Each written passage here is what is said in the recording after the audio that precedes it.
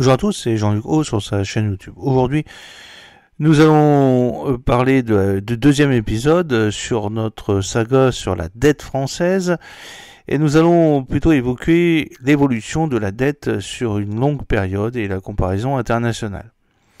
L'évolution de la dette publique française sur une longue période. Entre 2007 et 2017, le ratio de cette dette publique française a connu une croissance continue, passant de 65,5% à 98,7% du PIB. Cette augmentation de plus de 33 points du PIB s'explique par la succession des déficits qui résultent en partie des crises, notamment la crise financière de 2008 et la crise des dettes souveraines européennes. Entre 2017 et 2019, le ratio de dette a amorcé une décrue. La dette publique s'établissait à 98,5% du PIB, en 2018 98,1% et en 2019. Cela témoigne de la maîtrise de la dynamique d'endettement sur la période 2017-2019, avant le déclenchement de la crise sanitaire. En 2020, la France a fait le choix d'un soutien budgétaire rapide et massif pour protéger les ménages et les entreprises face à la crise sanitaire. Le déficit public a ainsi atteint 8,9% du PIB après 2,4% en 2019. Cette forte augmentation du déficit reflète notamment la baisse de l'activité avec une croissance de moins 7,4% en volume et l'impact sur le solde public des mesures de soutien d'urgence adoptées face à la crise sanitaire et économique pour un total impact de 70 milliards d'euros cette année-là. En conséquence, le ratio d'endettement a connu une augmentation substantielle en 2020 pour atteindre 114,8% du PIB. Cette augmentation importante résulte principalement de deux effets. D'une part, le creusement inédit du déficit 2020 et d'autre part, la contraction du PIB qui augmente mécaniquement le ratio. Dans une moindre mesure, les flux de créances ont également contribué à cette hausse, notamment par une accumulation de trésorerie des administrations publiques comptabilisées dans la dette de Maastricht, qui est un concept de dette brute. En 2021, le déficit public s'est établi à 6,6% du PIB après 8,9% du PIB en 2020. Cette amélioration s'explique principalement par le rebond de l'activité économique, plus 6,9% en volume. Néanmoins, le solde public est resté dégradé en raison d'un niveau encore élevé des mesures de soutien d'urgence rendues nécessaires par la situation sanitaire encore difficile et des mesures du plan de France Relance. Ainsi, le ratio de dette publique des administrations publiques au sens de Maastricht s'est établi à 112,7% du PIB en diminution par rapport à 2020. Cette diminution est principalement due à la vigueur de la reprise. En effet, du fait de la croissance nominale dynamique plus 8,2%, le déficit public s'est établi en deçà du niveau stabilisant le ratio de la dette. Malgré son niveau élevé, le ratio de dette publique a ensuite reculé jusqu'en 2023 pour atteindre 109,9%, notamment en raison du dynamisme de la croissance nominale, plus 6,3% en 2023. Le ratio de dette augmenterait en 2024 pour atteindre 112,9% en raison d'une dégradation du déficit public et d'une croissance nominale moins dynamique du fait d'un déflateur du PIB plus faible.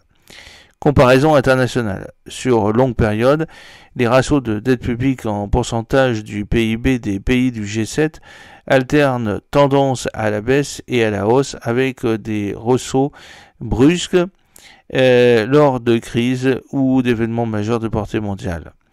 Lors de ces événements, guerre, crise financière, pandémie, l'augmentation du ratio de la dette provient de l'effet combiné de la chute de l'activité qui pèse sur les recettes publiques et des dépenses déployées pour faire face à l'urgence, ainsi que l'effet dénominateur lié au choc sur le PIB. Au niveau mondial, les deux chocs pétroliers, 1973 et 1978, et la fin du système de Bretton Woods, fin de la parité du dollar en or en 1971, puis la fin des systèmes de change fixe ont provoqué une hausse de l'inflation dans les économies du G7. Ce contexte inflationniste a conduit à la hausse des taux d'intérêt avec des politiques de désinflation, ce qui, combiné à la modération de la croissance, situation de stagflation, a dégradé les écarts entre les taux de croissance et les taux d'intérêt. Le retournement de ces écarts au cours des décennies 1970-1980 a contribué à la remontée des ratios de dette publique sur cette période. En parallèle, les soldes primaires se sont dégradés et ont contribué eux aussi à la hausse de l'endettement public. À la veille de la crise sanitaire, les pays du G7 avaient stabilisé leur ratio de dette publique après les hausses engendrées par les crises financières de 2008 et la crise des dettes souveraines à partir de 2011 pour les pays européens. La crise sanitaire a ensuite conduit en 2020 et 2021 à des augmentations de dette publique très importantes, en partie compensées par la diminution de la dette publique en 2022 et 2023 dans la plupart des économies avancées. Alors, quelles sont les conditions de financement de l'État ? L'État représente 81% de l'endettement public. Ces conditions de financement servent de référence à celles des autres émetteurs publics. La stratégie d'émission de la dette souveraine française vise à sécuriser le financement de l'État tout en minimisant le coût. Alors, quels sont les coûts de financement de l'État ?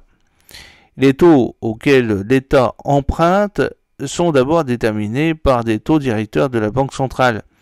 Les taux d'emprunt à court terme sont directement liés aux taux directeurs qui guident les taux du marché monétaire.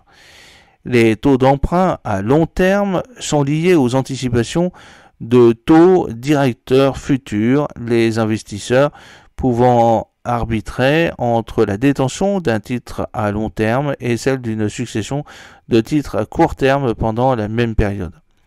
Depuis la fin de l'année 2023, les taux d'emprunt à long terme ont évolué en fonction des anticipations de baisse des taux directeurs de la BCE, de la Banque Centrale Européenne, et des perspectives de croissance. Après une baisse prononcée fin 2023 dans le sillage de la perception d'une hausse du risque de récession en zone euro, les taux d'emprunt à long terme ont suivi une tendance haussière au premier semestre de l'année 2024, dans un contexte de résilience de l'économie européenne et de persistance non anticipée de l'inflation avant de baisser à l'été. Les taux d'emprunt à court terme ont diminué suite à la première baisse du taux directeur de la BCE en juillet 2024. Les taux auxquels emprunte un État dépendent aussi de l'appréciation de son crédit par les investisseurs. Ainsi, les principaux États de la zone euro ont des conditions de financement différentes. Un meilleur crédit permet, toutes choses égales par ailleurs, d'emprunter à un taux plus bas et de réduire la charge de la dette. Les agences de notation attribuent des notes pour évaluer le crédit des émetteurs. Dans ce cas, dans le cas de l'État, en fait, ces notes ne sont pas attribuées à la demande de l'émetteur, mais à l'initiative des agences elles-mêmes. À la date de rédaction du rapport qui a été rédigé par la Cour des comptes, la France était notée à long terme AA, perspective stable pour Standard & Poor's, AA2, perspective stable pour Moody's et AA-, perspective stable pour Fitch, AA- height, perspective stable pour DBRS, AA, perspective négative par Crédit Réforme, AA perspective négative par Scope, AA perspective stable par KBRA, AAA perspective stable par JCRA, AAA perspective stable par R et J. Les agences annoncent tous les ans les dates auxquelles elles sont susceptibles de publier une révision des notations. Parmi les créneaux qui demeurent en 2024 figurent notamment ceux de Fitch le 11 octobre, de Scope le 18 octobre, de Moody's le 25 octobre, de Standard & Poor's le 29 novembre. En 2024, la notation assignée à la France a été abaissée de AA perspective négative à AA- perspective stable par l'agence Standard & Poor's. Alors, quelles sont les évolutions des écarts de taux, les spreads européens en 2024? L'année 2024 s'est ouverte dans un contexte d'anticipation de baisse de taux de la BCE rapide et répétée sur toute l'année 2024 en raison de perspectives de croissance dégradées, en particulier en Allemagne, et de l'amorce du processus désinflationniste qui devait ramener l'inflation au niveau de la cible de la Banque Centrale Européenne dans le courant de l'année 2024. Au début du mois de janvier 2024, les anticipations implicites de baisse du taux de la Banque Centrale Européenne intégraient environ ainsi 6 baisses de taux directeur de 25 points de base PB selon les anticipations de marché sur l'année 2024. Dans les faits, la croissance économique s'est montrée plus résiliente qu'attendue en zone euro au cours du premier semestre 2024 et le processus désinflationniste a ralenti en raison notamment de la persistance de l'inflation dans le secteur des services, de sorte que les anticipations de baisse du taux de la Banque Centrale Européenne ont diminué.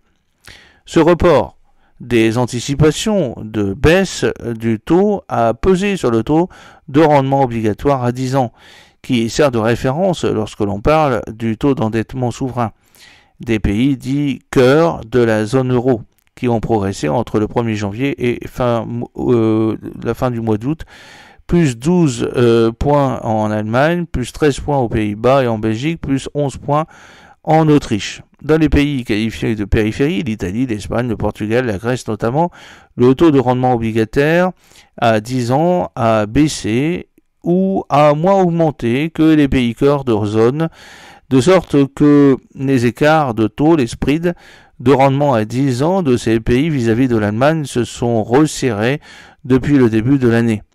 Sur la même période, l'écart du taux Italie-Allemagne a reculé de 25 points, l'écart du taux Espagne-Allemagne de 17 points, l'écart du taux Portugal-Allemagne de 18 points et l'écart du taux Grèce-Allemagne de 5 points. Ce resserrement des spreads peut s'expliquer par les efforts de maîtrise de leurs comptes publics démontrés par ces pays qui se sont traduits par une amélioration de leur crédit telle qu'appréciée par les agences de notation. L'évolution du taux de rendement à 10 ans de la France depuis le début de l'année 2024 a suivi une trajectoire singulière. Il a en effet enregistré une forte hausse, plus 28 points au 20 septembre par rapport au début de l'année, sous la conjugaison de deux facteurs. Le report des anticipations de baisse de taux de la Banque Centrale Européenne jusqu'en mars et la hausse de la prime de risque. Cette hausse de la prime de risque s'est réalisée en 3 étapes. Le premier mouvement d'écartement a eu lieu à la fin du premier trimestre et s'explique par la publication de chiffres de déficit et de dette de 2023 plus dégradés qu'attendus et par la présentation de prévisions de finances publiques révisant à la hausse la trajectoire du déficit de dette par rapport à la précédente trajectoire pluriannuelle. Un deuxième mouvement d'écartement a eu lieu à partir du mois de juin dans un contexte d'incertitude suite aux élections législatives anticipées et dans un troisième temps, la dégradation du déficit 2024 a contribué à peser sur le sprint. Alors, quelles sont les notations d'agences et les rendements souverains? Les agences de notation résument par une note leur appréciation du risque de non-remboursement de ces obligations par un emprunteur. Dans le cas de l'évaluation du risque de défaut d'un emprunteur souverain, leur méthodologie repose sur un modèle d'évaluation du risque de défaut qui intègre en général plusieurs volets relatifs à l'économie, en particulier la soutenabilité de la dette, la trajectoire des finances publiques, les perspectives de croissance, la stabilité politique, la politique monétaire, les comptes extérieurs. Cette évaluation est rendue publique par une note argumentée. Les notations d'agence s'inscrivent dans une échelle qualitative qui va généralement de AAA, solvabilité parfaite, à D, défaut, en passant par BBB et CCC qui indiquent des risques de non-remboursement moyens et élevés.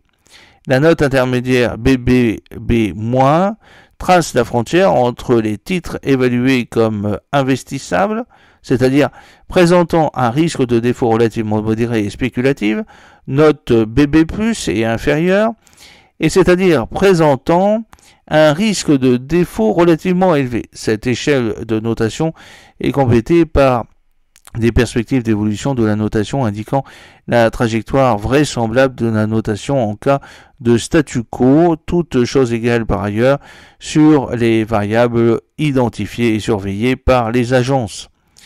Les notations d'agence sont un des multiples éléments pris en compte par la plupart des investisseurs en vue de déterminer le risque d'un titre. Par ailleurs, les compagnies d'assurance, les fonds de pension et les gérants d'OPCVM sont soumis à des règles de détention d'obligations et de titres appuyées sur les notations des agences définies par les régulateurs. Une dégradation pouvant les conduire à devoir réglementairement se séparer des titres concernés. Par ailleurs, les accords de Bâle font reposer la pondération des actifs pour déterminer le capital réglementaire des banques sur les notations des agences.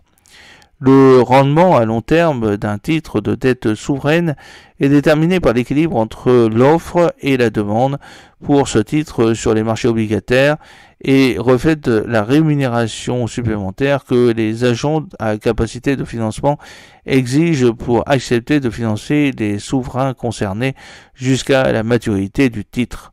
Ce rendement peut se décomposer en trois blocs. Le niveau des taux directeurs au moment de l'émission du titre, la trajectoire anticipée des taux courts futurs et une prime à terme, alors que l'évolution des taux courts est déterminée par la trajectoire anticipée de la politique monétaire. La prime de terme dépend de deux facteurs, la préférence pour la liquidité des agents et la prime de risque de défaut.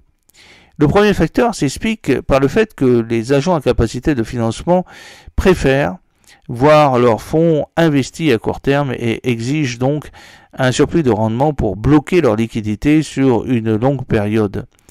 Le second facteur s'explique par le fait que le risque de ne pas recouvrer la valeur initiale des fonds prêtés en cas de défaut augmente mécaniquement avec la durée du titre. L'évolution de la notation des agences d'une part et la prime de risque propre aux pays notés approximée en zone euro par l'écart entre le taux de rendement de l'obligation souveraine d'un pays à celui de l'Allemagne de même maturité, généralement 10 ans, d'autre part, doivent théoriquement converger.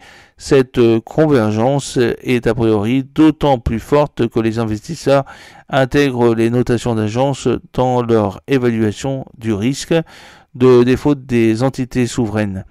C'est ce que tend à confirmer la corrélation empirique observée en zone euro par le graphique que vous pouvez voir sur les vidéos.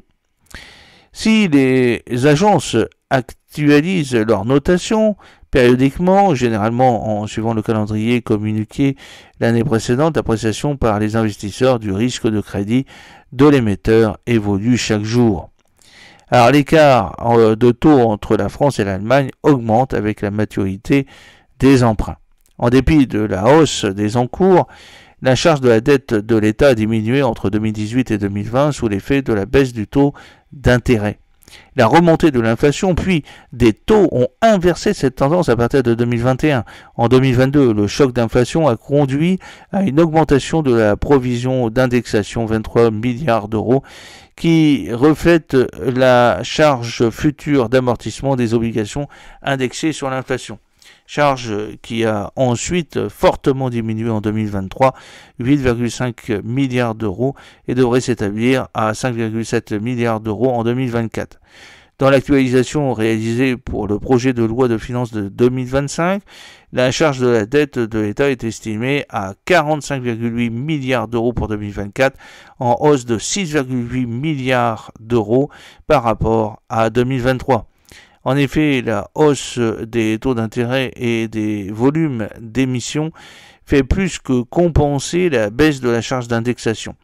Les effets devraient se poursuivre sur la période 2025-2027 avec une matérialisation progressive de la hausse passée des taux longs et des volumes d'émissions sur la charge de la dette. La charge de la dette en 2023, 39 milliards d'euros, est proche de celle qui avait été prévue en loi de finances initiale, 37,5 milliards d'euros. Alors, quelles sont les ressources de financement de l'État? Le tableau de financement de l'État est adopté chaque année en loi de finances, c'est l'article 39 de la LOFT. Et il équilibre les besoins de financement et les ressources composées des émissions de la dette de moyen et long terme, de la variation nette de l'encours des titres d'État à court terme, des ressources affectées à la caisse de la dette publique et consacrées au désendettement, de la variation des dépôts des correspondants au Trésor, de la variation des disponibilités du Trésor et des autres ressources de trésorerie. 3 de ces ressources dépendent des conditions de marché. Les conditions de marché déterminent le coût des émissions de dette à moyen et long terme, comme des émissions à court terme. Elles déterminent aussi le volume des autres ressources de trésorerie qui retracent principalement les primes et décotes à l'émission. L'État émet 2 types de produits de dette, des bons à taux fixe, les BTF, qui sont des titres de court terme, de maturité inférieure à 1 an, des obligations assimilables du Trésor, les OAT, qui payent un taux d'intérêt annuel appelé coupon et ont une maturité qui peut aller de 2 ans à 50 ans. Le capital de certaines OAT est indexé sur l'inflation française OATI et ou européenne OATEI. Les principes et les méthodes de gestion de la dette sont détaillés dans le rapport d'activité de l'agence France Trésor qui est disponible sur son site internet. Alors, quelles sont les primes et décotes à l'émission? Les OAT sont librement échangeables sur les marchés financiers et c'est leur prix d'échange qui permet de fixer le rendement à un moment donné du titre. L'État a aussi la possibilité de réabonder une souche d'OAT existante, se caractérisant par une maturité et un coupon, par de nouvelles émissions présentant exactement les mêmes caractéristiques. Cette méthode permet d'augmenter la liquidité du titre. De ce fait, il peut exister une différence entre le taux de coupon d'une OAT, qui est fixé à la création d'une souche, et son taux de rendement lors des réémissions, qui fluctue en fonction de l'équilibre entre l'offre et la demande et des facteurs liés aux conditions macroéconomiques. En particulier, lorsqu'un titre ne se négocie à un taux inférieur d'intérêt à son taux de coupon, le prix d'une obligation de 1 euro est supérieur à 1 euro, supérieur ou pair. Inversement, si le taux de marché est supérieur au taux du coupon, le titre se négocie à un prix inférieur au pair. Lors d'une émission abondante d'une ancienne souche, la prime ou la décote permet de réconcilier financièrement la différence entre le taux du marché qui fluctue en permanence et le coupon qui est fixe. Ainsi, lors d'une période de baisse tendancielle des taux, l'État enregistre des primes à l'émission. Il en est de même en période de taux de marché négatif qui produisent mécaniquement des primes car les coupons ne peuvent pas, pour des raisons techniques et juridiques, être inférieurs à 0%. Inversement, une période de hausse des taux, comme entre 2022 et 2024, entraîne des décotes.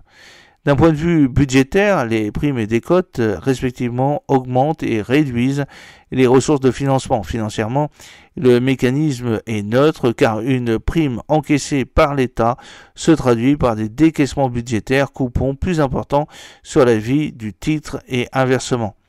C'est pour cette raison que la compatibilité nationale retraite cet effet afin de retracer le taux économiquement acquitté au moment de chaque émission. Le stock de primes nettes des décotes est disponible dans le compte général de l'État transmis au Parlement avec le projet de loi de règlement. Le passage du stock de l'année N-1 au stock de l'année N est également présenté dans le rapport d'activité de l'AFT. La référence de la réglementation européenne sur la mesure de la dette fixe par Eurostat rend les primes et les décotes comparables entre pays européens. J'espère que cette petite vidéo vous a plu. N'oubliez pas de cliquer sur le pouce pour la promouvoir, de vous abonner si ce n'est pas encore fait, de partager cette vidéo sur vos réseaux sociaux. A très bientôt, fidèlement, Jean-Luc O.